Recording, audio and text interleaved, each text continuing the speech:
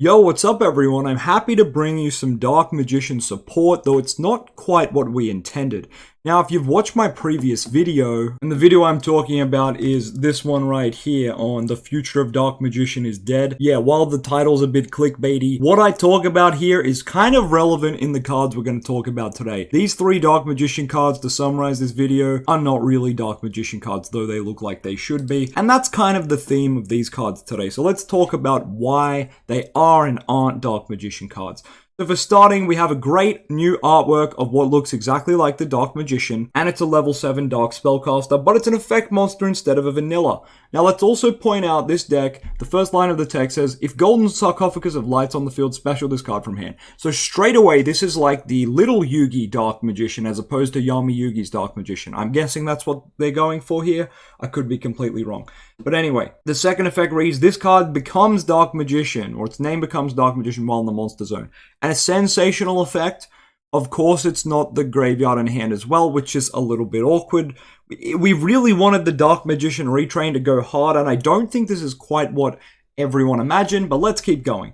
Effect 3. This card is destroyed by card effect, and a level 5 or higher monsters on the field. Pretty awkward effect. You can special summon this card, then set a spell trap directly from your deck that mentions Dark Magician. So this of course means any of the Dark Magician support can be set here, but also we have a new trap which you can set, which we'll take a look at real quick. This is the new Dark Magic Mirror Force. And yep, it's Dark Magician using Mirror Force. Literal like Yugi cards put together. You love to see it. So let's read it because Dark Magician's not known for having good negations and we kind of need one. So, when an opponent's monster declares an attack, or if an opponent's monster effect is activated that would destroy a monster or monsters on the field, and a monster that mentions Gold Sarcophagus of Light is on the field, aka the new Dark Magician, the next time each monster you control that mentions Gold Sarcophagus of Light would be destroyed by battle or card effects this turn, it is not destroyed. Also, destroy all of your opponent's attack position monsters. Then, if you do, control Dark Magician, inflict 500 to your opponent for each monster destroyed by this effect. So a burning trap card that destroys all your opponent's attack position monsters, if they so much as use a monster effect, that would destroy a monster on your field. As long as you have a monster that mentions Gold Sark, which obviously the new Dark Magician does, and any of the other Gold Sark support. The other interesting thing is on attack as well, like regular Mirror Force, but obviously it's also on monster effect, which I think is very interesting. Coming back to the Dark Magician of Ebon Sorcerer, some people are saying, you know, oh, this replaces Dark Magician, and some people are saying, no, it doesn't. And yeah, it's a bit hard to tell without us testing it on the simulators yet, but this card only being Dark Magician in the Monster Zone straight away screams to me like, wow, yikes. Either one of two things. We're going to switch to playing the deck with Gold Sark as our main card. This is like Circle and Eternal Soul in one kind of thing, right? The cool thing about this card is obviously can't be destroyed by monster effects, first effect, continuous spell. During main phase, add a card from deck to hand that mentions Gold Sarcophagus of Light, except itself. So, you know, straight away, we can go and search the new Dark Magician, right? Straight away, because this mentions Gold Sark in the first line of its text. And it says if it's on the field, you can special this card from hand. So, one card combo, Gold Sark, gets you to this Dark Magician which summons itself. One card combo, level 7. It doesn't do anything, but I thought it's cool. It's a good start for Dark Magician stuff, right? Anyway, so second effect. If your opponent special summons a monster from grave, discard a spell, target one of those monsters, send it to grave. So an interesting effect that's on Gold Sark. We all know this card, but I think it's good to review it since, you know, Dark Magician's going to work with it. We've also got some other cards here that may work pretty well. We've got the level 8 Gandora, which is definitely a Yugi card. This card's kind of insane, being able to summon itself once again, gaining 300 for every banish card, and paying half your LP to destroy as many other cards on the field as possible if you do banish them, and then special a level 7 or lower monster from your deck that mentions Gold Sark of Light, and if you do, increases the level by the number of cards destroyed by this effect. So you can actually summon our new friend, the Dark Magician off this effect, right? So that's really cool, I thought. It increases his level too, which I think is a little bit awkward. You don't really care about that, but it's a factor, I suppose. But yeah, that's cool too. Let's look at another card we might use. We've got the Silent Magician Zero. So while this card, it has the same effect. Oh no, it doesn't, I lie. If your opponent draws a card, increase this card's level by the number drawn. Interesting. So this is serving as a way to branch into the other Silent Magicians. While this card has a level higher than its original, it gains 500 attack equal to the difference. So yep, that's kind of like the old ones. And when your opponent activates a spell or effect while you control Gold Sock, negate it. Great, this is the spell negate, and there's also a trap negate, which I believe is going to be this one. It's going to be more or less the same. When your opponent activates a card effect that targets Gold Sock, or once as you mention it, negate the activation. Oh, never mind, this one is protecting the Gold Sock. It is not a trap negate. My apologies. That would have made sense though on theme, right? But anyway, we've already got these crack cards in the archetype. There's also a really good spell. I'm going to go find that really quick. Ties of Friendship says if you control Gold Sock of Light and a monster that mentions its special up to 2 level 4 or lowers with different names from hand and or deck, then mention Gold Sock. But you can't special from the extra deck for the rest of this turn, which seems pretty good considering you could have the Dark Magician guy out and then summon out the Silent Swordsman, right? Seems like this could be really interesting in the build. Also, this card's still ridiculous, right? You get to add a monster from deck to hand that mentions Gold Sock. Then if it's the battle phase and you control Gold Sock and a monster that mentions it, each player draws till they have 6 in hand. That is just so cool and so anime to me.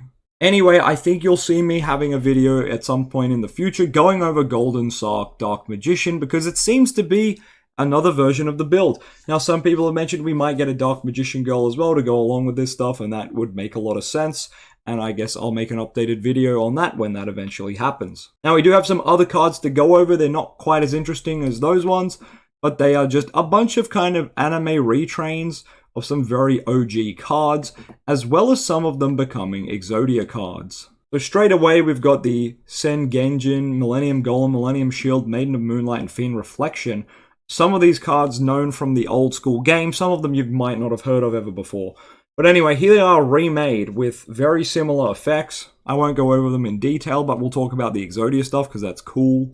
So basically, Exodia gets this cool fusion using 5 Forbidden One pieces, and that sounds a bit hard to pull off. And the card is quite good. Go ahead and pause the video if you want to read it. It's quite awesome. But basically, all those cards we just looked at are part of the new Exodia support. They all try to turbo out this fusion monster for you, essentially. And I thought that was really interesting. Millennium Cross being a new Millennium item, I suppose, to some degree. You take 5 Forbidden One monsters from hand, deck, or face-up field, reveal them, then special the Phantom God Exodia Incarnate, the fusion we just looked at, from extra deck. Then shuffle all the face-up monster cards you control into the deck, except Exodia monsters whose original level are 10 or higher, and Millennium monsters. So all those monsters we just looked at are all Millennium monsters now. You also cannot summon monsters for the rest of the turn, but you can set. Red Eyes Fusion. After activation, shuffle this card into the deck instead of sending it to grave. Interesting. Millennium Cross, very interesting. I thought this was interesting too. It looks like the OG cards from Yu-Gi-Oh! The Stone Tablets, but it's the Exodia pieces. So during main phase, place a monster from your hand face up in Spell Trap Zone as continuous spell. Oh, that's what all the Millenniums do, by the way. They go in the Spell Trap Zone as a spell. And you pay 2k and they summon, I think. It's like the Stone Tablets. It makes sense. Then you can place a Millennium Monster or a Senjian from your deck face up in your Spell Trap Zone. Oh, I guess they didn't make him a Millennium Monster. That's the guy with all the swords and stuff. This one? Wait, no, he became the caveman that awoke after the Millennium. What? Now I'm confused. Isn't that literally him, though? That's literally him, though, right? That's just him remade. Why? I'm confused as to why they'd let you also... Like, why would you ever want to use this as well when this exists? I don't know. That's weird. Sorry, that threw me off really bad. But anyway, we've also got this new Exodia Blaze spell, which 1 level 10 or higher monster you control with Exodia gains these effects. You pay half your LP, you can't activate other cards or effects the rest of this turn. Destroy as many cards in the Spell Trap Zone as possible, then equip 2 Forbidden One monsters from your hand or deck to this card. Equip spells and give it 2k attack.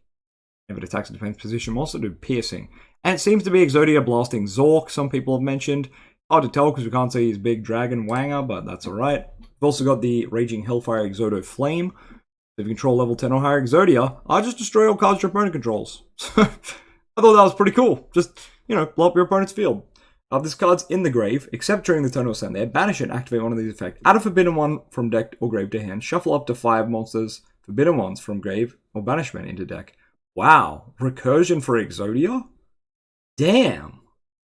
That's kind of cool. Anyway, we're coming full circle back to the Dark Magician. This is what we're all here for at the end of the day. I want to know what you think in the comments, guys. I've heard a lot of discourse over this card. And, some people are happy, some people are not so happy. So let me know what you think of this down in the comments. Would you move to a Golden Sarcophagus of Light style Dark Magician deck if, the support lines up? Because clearly, that's kind of what they want us to go for here. We'll wait and see if there's more Because right now, some people mentioned you could play this in normal DM, and I'm like, yeah, not really, but like, yeah.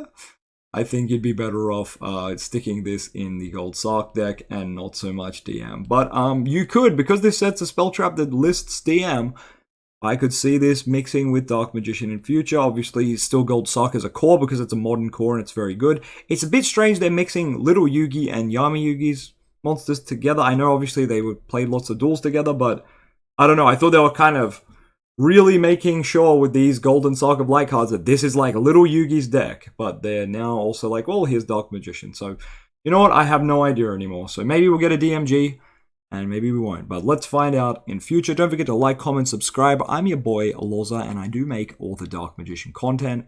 I'll catch you guys next time. Peace.